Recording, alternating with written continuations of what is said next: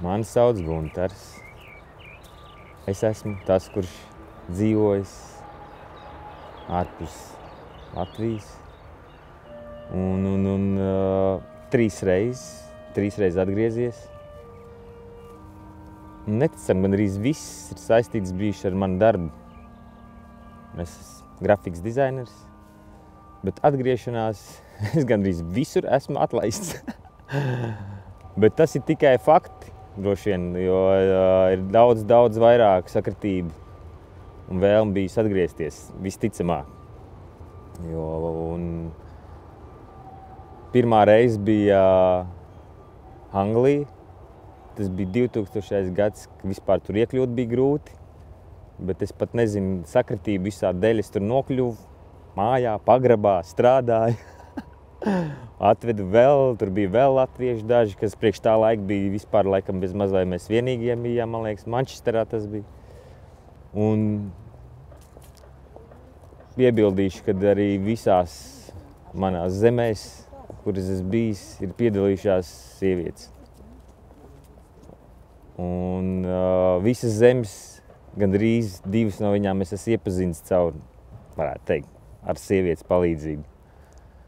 Un tā arī bija Anglijā, kur mēs ar manu draugu tuvu iepazināmies ar divām meitenēm, katras atsevišķi, un viņas vēl izrādījās beigās ir māsas, mums to nezinot.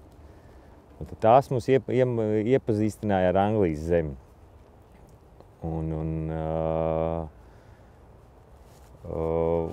Un tā, tur sakrita arī, tas jau es biju ļoti jauns, man bija gandrīz bez pārdzīvojumiem pārvietoties tur vai tur. Tā sanāca, kad nācās atgriezties arī no turienes. Mēs bijām iestājušies skolā, kurā es iestājos netīšām īstenībā, ejot līdz draugam uz interviju. Izdomāju, ka man arī jāpamēģina. Tad sanāca tā, kad mūsu priekšnieks tā kā apmaksāja mācības, solīja, ka apmaksās, un beigās viņš to, protams, neizdarīja. Man nācās braukt atpakaļ, lai gan bija interesants stāsts šai sakarā arī, kad nācās doties pie katedras vadītāja. Un tad Latvija vispār, man liekas, vēl bija, tas bija 2000. gads, es nezināju, kur ir Latvija. Un mēs satikāmies ar 70-gadīgu onkuli un sākām stāstīt savu bēdu stāstu.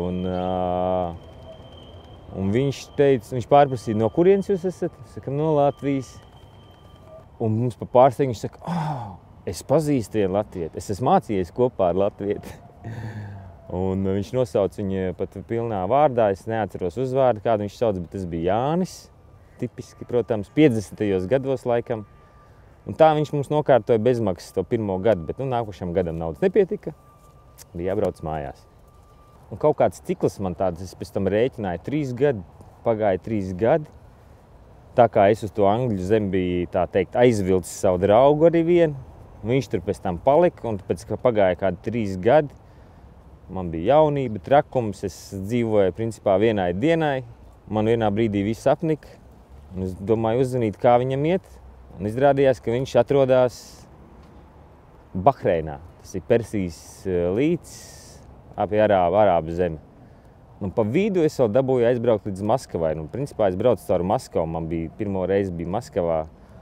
Un es nezināju, kas ir Bahreina. Internetā bija tajā laikā pieejams maksimāli 2 bildes ar rūpnīcām kaut kādām tikai. Un tā kā man nebija nojausmas vispār, uz kurien es braucu. Un tad pēc augstās Maskavas drūmās varētu tā teikt, ka tas bija kaut kāds, man liekas, kad februāris, kad es aizbraucu. Un ierados es tur, kur man it kā sagaidīja draugs, kurš nesagaidīja, kurš bija nokavējis. Un es atrados lidostā, kur apkārt visi baltos vai melnos terpos. Un es nesaprotu, ko darīt tālāk, karsts un kas vispār ir jādara. Bet es sameklēju telefonu, kur sazvanīt, un beigās jau, protams, man atbrauc pakaļ, un viss bija kārtībā. Bahreina manā dzīvē, jā, ir šo to pamainījusi. Arī uztveres ziņā. Es aizbraucu diezgan traks un pašpārliecināts par sevi, un kad es zinu vislabāk, kā ir jādzīvo. No sākuma tai zemē mēģināju arī mācīt to vietējiem. Piebildīšu vēl, kad es arī 2 nedēļu laikā tur dabūju darbu un paliku tur uz strādāt, jo es izdomāju, ka es tur varētu arī palikt. Silts bija, es biju no augstuma atbraucis, kāpēc ne? Un Bahreinā bija tā, ka tā dzīve bija, tas viss ritms ļoti lēns. Un es biju pieredzis jau tā kā ātri visu darīt, un es biju dusmīgs uz visu pasauli no sākuma. Es domāju, kā tā var? Bet agri vai vēl tā dzīve tur noliek pie vietas. Lai gan Bahreinā man tas vēl nenotika, jo ar savu pašpārliecinātību es nonācu arī cietumā, policijā, rokas daužos bija saslēgts ar 30 indiešiem kopā, kuri skatījās un brīnījās uz manīm, kā es tur esmu nokļuvis. Bet tai pašā laikā tikai savu pašpārliecība un uzticēšanās sev un būt drosmīgam ļāva man tikt no tās zemes ārā, no kuras man beigās varētu arī teikt izmeta. Tas gan interesanti nenotika iemeslu dēļ, kur tas varēja notikt. Jo, kā jau es minēju, man visās zemēs klāt ir bijusi sieviete. Un Bahreinā tā sanāca, ka tā bija vietējā. Un tur pēc tiem vietējiem likumiem gluži tas tā nedrīkstēja notikt. Tas mums gan bija diezgan slepeni, lai gan es pilnībā uzticējos viņai, kur drīkst, ko nedrīkst, un viņi man daudz ko arī, viņi man īstenībā arī nomierināja attiecībā pret vietējo vidi, un arī daudz palīdzēja. Un tad notika tas negadījums, varētu teikt, ar darba devēju, jo viņš vienkārši man negribēja laist prom. Es negribēju palikt, un tad sākās visādas viltības un aresti un cietumi, no kuriem viņi man palīdzēja arī tikt tā kā ārā. Bet beigās man no tās valsts izmet pēc apmēram 1,5 gada dzīvošanas tur. Es biju tiesājos, tur iesūdzējis tiesā to darba devēju. Tas, protams, neko nemainīja. Tur tie vietējie likumi un visa birokrātija tur nemaz nenonāk līdz muitai. Es uzvarēju abas tiesas sēdes un vienalga. Mani vēl tur nelaida iekšā, jo es pēc 3 gadiem vēlreiz mēģināju. Es visu 3 gadus mēģināju kaut kā cīnīties, tikt atpakaļ pie tās meitenes. Man bija, es nezinu, tā bija droši vien, vai tā mīlestība, eksotika, kas man bija, es biju gatavs viņu arī precēt un tajā laikā, un tāpēc es tā cīnījos par viņu, un vienīgais variants, kā es to varēju izdarīt, bija, man bija jākļūst par musulmanu. Pareizāk sakot, jāpieņem, islāma ticība. Un arī es sāku par to interesēties un lasīt, un atklāju, ka viņi ir ļoti saprotami priekš manīm. Korānu gan es neizlasīju, jo, kā man teica, man vispirms ir jāiemācās par Korānu, lai lasītu Korānu. Un jāiemācās īstenībā pareizi arābu valodu, jo viņi uzskata, ka viņi iemācīties var tikai pareizi saprast arābu valodā lasot. Tas iekļāva arī visādas citādas procesuālas jautājumus, kas būtu bijis jādara, tur, teiksim, pūrs, Es nezinu, vai gluži kamieļi būtu bijis jādara viņa tēvam, tas ir tēvam, un tā kā es visam, man tas viss likās, kāpēc ne, es to visu varu izdarīt. Lai gan tagad es domāju, es nezinu, kā es to būtu izdarījis, bet es to darīju, es to visu gāju. Es pazinu ar viņas tēvu, kurš bija advokāts, māte, viņai bija sieviešu policijas kaut kāda tur priekšniece. Bet tas viss man vispār neaturēja, man tas vairāk dzina tikai uz priekšu. Bet tā kā iejaucās tur kaut kādi citi apstākļi, tagad man viņa liekas saprotamāk, kāpēc tas tā notika. Bet tajā laikā mūs vienkārši izšķīra ar likumu, jo es jau viņai piedāvāju bēgam no valsts tur. Bet viņa bija diezgan kārtīga meitene. Viņa drīkst no valsts izbraukt tikai, ja viņa nav precēta, tikai vai nu brāļa vai tēva pavadībā. Tā kā tāds plāns man arī neizdevās. Man tas neizdevās. Un pirms paējot 3 gadiem, es izlēmu, ka es braucu pārbaudīt, kā liktenis man būs lēmis tikt iekšā vai netikt iekšā tajā valstī. Un liktenis bija lēmis man netikt tajā valstī. Bet es par to īpaši nepārdzīvoju, jo es biju Latvijā saticis savu nākamo sievu, kura bija arī manā klases biedrenes skolā. Un tā pa lēnām es ar savu topošo sievu, mēs tur sākām domāt, kas tur varētu būt tālāk, vai nevarētu būt tālāk. Un nepagāja, man liekas, pat gads, un pienāca man vēl viena ziņa un aicināja man strādāt uz Omānu, kur atrodas Arābu salas pašā galā, pie okeāna. Bet tā kā Arābu pasaulē jau es nedaudz zināju, man it kā nebija nekādas nedrošības braukt, bet man īsti negribējās. Bet tā man sieva izsprieda, ka tas topošā sieva izsprieda, ka tas ir gandrīz vienīgais variants, kā mēs varam būt kopā. Un mēs aizbraucām uz Omānu, un Omānā aprecējāmies. Un tur sākās mūsu vispār kopdzīve, arī pirmie strīdi, bet īstenībā tas mums radīja ļoti kopības sajūtu, jo tur mēs varējām tikai viens uz otru paļauties un uzticēties un atbalstīt un arī visādās emocijās gāja, bet principā sanāk, ka jā, visās 3 zemēs, kur es dzīvoju, man ir klāt arī sieviete bijusi. Un jocīgā kārtā, kad arī sieva tagadējā, kuras joprojām es esmu precējies, mums ir 3 bērni, audzinam 3 bērnus.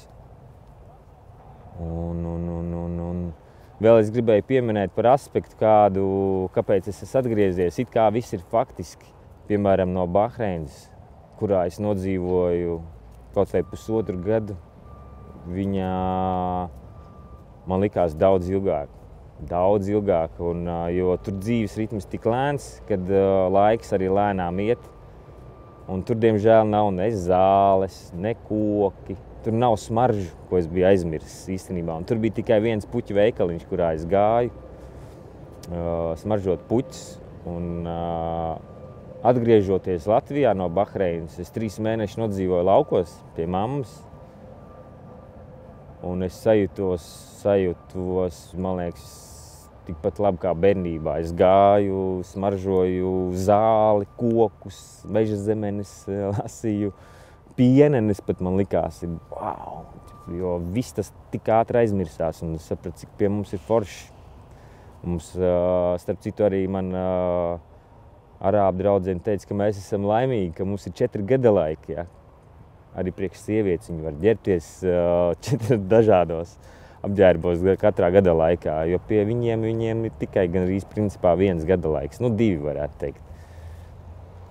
Tā kā atgriešanās Latvijā man bija vienmēr pašsaprotama un arī no Omānas, kur man arī atlaida no darba, lai gan izjuka aģentūra, bet pat piedāvāja jau beigās palikt, bet sieva bija tā, kas atveda mani atpakaļ mājās. Un tā varētu teikt, mīlestība mani gan turējusi tur, gan atvedusi mājās. Un mīlestība pret sievieti, mīlestība arī pret zemi savu. Un man kopš Omānas nav vairs gribējies braukt dzīvot nekur citur. Nav arī īpaši jau varianti, bērni audzina. Bet ir vērts aizbraukt, dzīvot un aplausties un kļūdīties un priecāties un visādiem ceļiem iziet cauri, lai saprastu tomēr arī, kad atgriežoties mājās, jau pa īsto saprotu, kur tās mājas. Šeit es esmu mājnieks, te es esmu tas, kas es esmu, varbūt tais zemēs, vienalga, cik ilgi es tur dzīvoju, es tomēr biju tāds citu planētietis. Man vismaz tā sanāca. Es gan to neslēpu, nemēģināju arī tur kaut kādīgi sevi apslāpēt, bet es brīnos, cik viņi viegli uztvēra mūsu, jo viņi ļoti daudz arī, teiksim, Arābu zemēs, mēs bijām pirmie latvieši, ko viņi satikuši. Un, man tur joprojām ir draugi, ar kuriem es sazinos. Un tā, kas gan ir interesanti, kad vēl viens moments, kad Omānā, kad es biju ar savu sievu, es satiku to meiteni no Bahreinas, jo viņa bija apprecējusies ar omānieti. Tā kā, nu, arī tur pasaule nav liela, un viņai arī 2 bērni jau ir. Un tā dzīve iet uz priekšu tagad mums. Mēs esam ar bērniem, es domāju, ka es tikpat viegli ļaušu braukt un dzīvot, skatīties, lai viņi novērtē to, kas viņiem arī ir mājās. Jo dažreiz cilvēks var aizmirst to, kas ir blakus, kas ir apkārt, kāda ir tam vērtība. Vai es gribētu vēlreiz? Nu, es droši vien, ka to prātā vēl nevaru izdomāt. Tā kā ir bērni, kur ir piesaist man pie vietas, un arī man pagaidām arī viss vēl te patīk. Man nav bijuši tādas sajūtas. Man pat ceļojumā īsti tagad negribās braukt. Es nezinu, kāpēc, lai gan sieva man visu laiku velk, bet tikpat labi attiecībās ar sievu. Teiksim, man tas Omānas brauciens bija arī diezgan liels pārbaudījums tam, cik mēs varam būt kopā. Lielās grūtībās, it sevišķi lielās grūtībās, jo tādas pienāk ārzemēs, dzīvojot citās zemēs noteikti. Es nevaru spriest par citām, bet, teiksim, pat tur, kur viss dzīve ritms ir lēns un viss it kā ir priecīgi apkārt un viss ir labi, rodās tāpat daudz problēmu. Tā kā, nu, sevišķi savstarpējās attiecībās. Nu, bet mēs esam kopā jau precējušies, jau būs to 6 gadi. Es ceru, ka viņi nesaka, 6 gadi ir jau laikam jau, jā. Nu, čuguna, kāzas mums bija čuguna. Bet mēs ar viņu apprecējāmies arī Latvijā, jo mūsu Omānas papīrus īsti Latvijā neviens nevarēja akceptēt. Un nācās iet vēlreiz precēties, tā kā, nu, 2 reizes. Jā.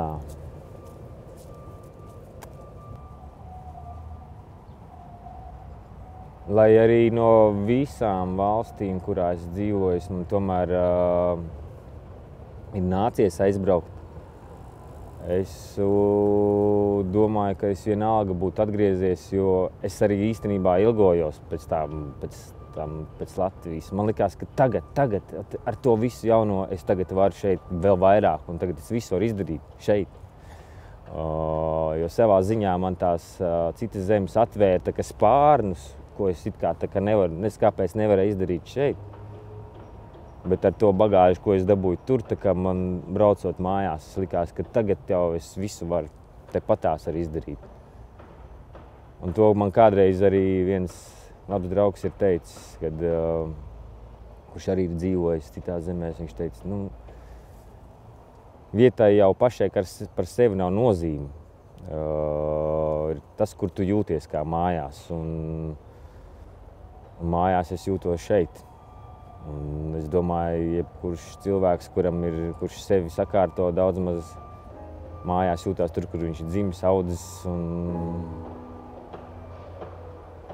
dzīvo.